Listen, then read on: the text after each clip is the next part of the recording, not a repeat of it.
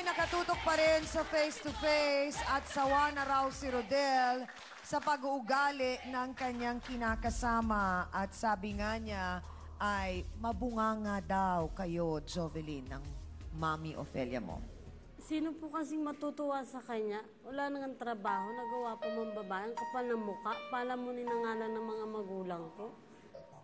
Ilang taon ka noon nung nakilala mo si Rodel? 16 po. Anong nagustuhan mo sa kanya nung niligawan ka?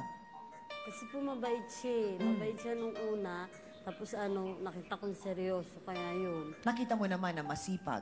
Opo, masipag. Sige, Ito ba ang unang pagkakataon na nalaman mong may babae siya? Hindi po. Ay, hindi! Nung nung buntis pa lang po ako sa bunso ko, nahuli ko siya, may ka-textmate babae. Lalaki yung pangalan sa cellphone ni Eric. Tapos nung tinextmate ko, nagpanggap akong babae.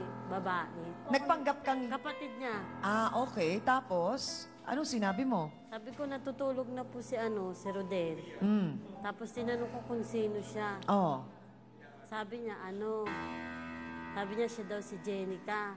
Kailan daw siya uli babalik doon. Pero ang nakalagay na name, Eric. Eric. Ay, matalino ka din, ha? Galing, ha? Wow! Pambababae 101, huwag gamitin ang pangalan ng babae.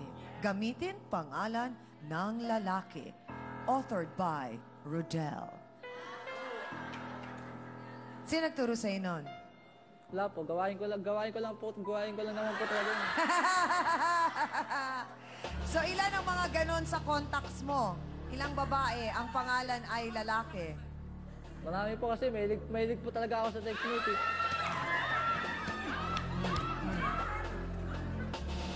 So, sa number 2 mo, ka-text mo, anong pangalan niya sa contacts?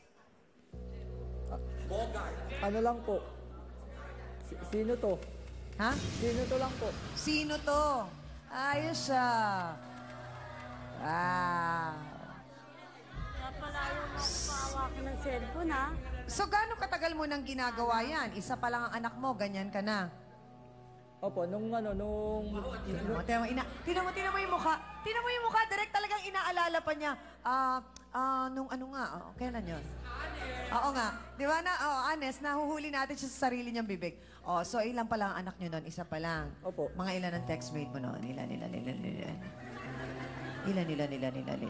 Mga 5 lang naman po siguro. Oh. Okay. So, isa pa lang ang anak ninyo, ganun ka na.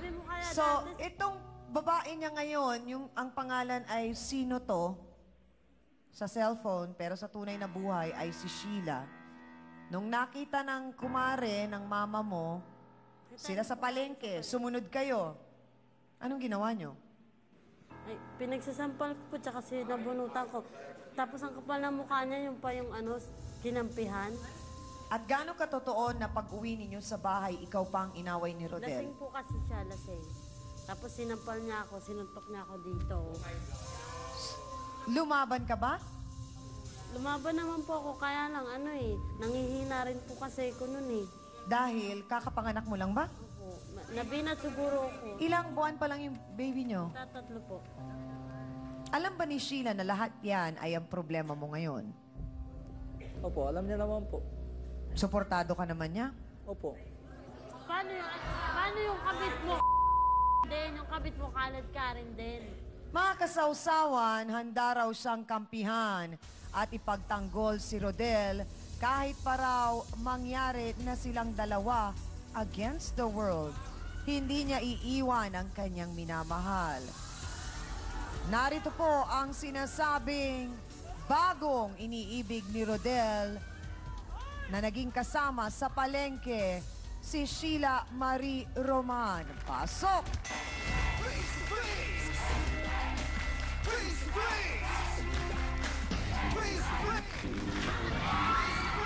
Sandali lang! Please, Aling Ofelia! Pakitanggal yung pagkakahawak sa buhok.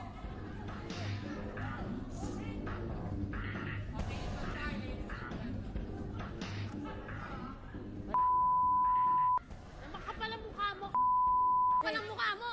Ha? Paano naging makapal ang mukha Pinahiyan ko? niyo ako sa palengke. Kasalanan mo. Sheila, Kung edukado kayong tao, di niyo ako papahiya. Dapat kinausap niyo lang ako. Bakit? Kung matino kang babae, bakit papatol ka sa lalaki may asawa? Ano kasi, pamilya kayo nang walang kwenta. O ano kayo sa'yo? diretsa ang tanong, Sheila. Alam mo ba na ibang babae ka sa buhay ni Rodel? Opo, Alam mo na ikaw ay pangalawa. alam ko po. Bakit ka pumayag? Mahal ko po si Rodel. Kaya kahit ano pong mangyari, hindi ko po siya i-give up kay Jovelyn. Pagmamahal mo, di ka ba Alam mo bang ang lalaking iniibig mo ay alang trabaho? Alam ko po. Alam mo ba na ang lalaking iniibig mo ay may anak? Alam ko rin po. Pinanalo ka kasi. Hanggang kailan mo siya kayang ipaglaban? Kahit po mamatay ako, pangalaban ko siya. Dahil sana ka mahal. Wow! Ang tanong ulit, Sheila. Alam ba ng mga magulang mo ang pakikipagrelasyon mo kay Rodel? Sa palagay mo ba tatanggapin ng iyong mga magulang si Rodel? Hindi po. Sa palagay mo ba si Rodel ang karapat-dapat na lalaki para sa'yo? Hindi po. Natatanggapin ng mga magulang mo? Ang totoo po niyan, At ikatutuwa ng mga magulang mo? ang totoo po niyan, hindi ko pa po siya pinapakilala sa parents ko. Bala ko po siya ipakilala sa parents ko kapag nakipaghiwalay po siya sa asawa at mga anak niya. So, sa mga tuwid, alam mong sila hiwalay. Hindi pa po. Tinamaan ng aswang. Ang tanong ko sa sarili ko at ang tanong ko sa inyong lahat, mga kasawsawan, ano kayang meron si Rodel at hanggang sa kamatayan, kaya siyang ipagtanggol ni Sheila? Ay, magbabalik po tayo sa programang tumatalakay sa tunay na kwento talaga ng buhay. Ito lang yon, dito lang yan sa Face to Face.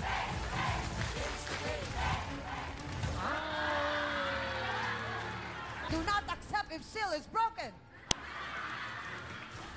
Papakasal kaming dalawa. And most of all, shake before you open. Ikaw lang nagsabi Oo niyan. nga naman. What you see is what you are. Hindi ko i-give up si Rodel sa'yo. Pinakaya mo ba? Sa tama lalaki mo binigan. Oh, Miss Amy Perez would like to thank the following: Dr. Steve Mark Gunn of GAOC Dental Clinic, Salon de Manila; Watercolors Makeup, Gloss Nails, Just Cavalli Eyewear; Sundance, your business in fashion. Hans Mortel would like to thank the following: Dr. Manny and Pai Kalayan, Dr. Ariel Recto Dabalus, Nailcessity Hand, Foot and Body Spa, a necessity for your body and soul. Fashion Exchange, fashionista ka na, negosyante ka pa. Face to Face would like to thank the following: AXN Time and Sports Shades, EC27 Guava Plus Organic Soap, effectively controls 27 skin problems. F101, wear your needs. Home Appliances by Minami, galing ng quality. Placenta by Samstre. All water should be crystal clear. We always start our day with the new Lucida DS products. Isa Botanica 2-in-1 papaya with kojic acid. Ultra Mega Supermarket, wholesale and retail. Prime Rocks Bleach, ang bleach na di masangsang, mabisa na, mura pa, gawang Pinoy. Ito ang tunay na masarap, select soy sauce. Kaya toyo pa lang, ulam na. Ito ang bilhin.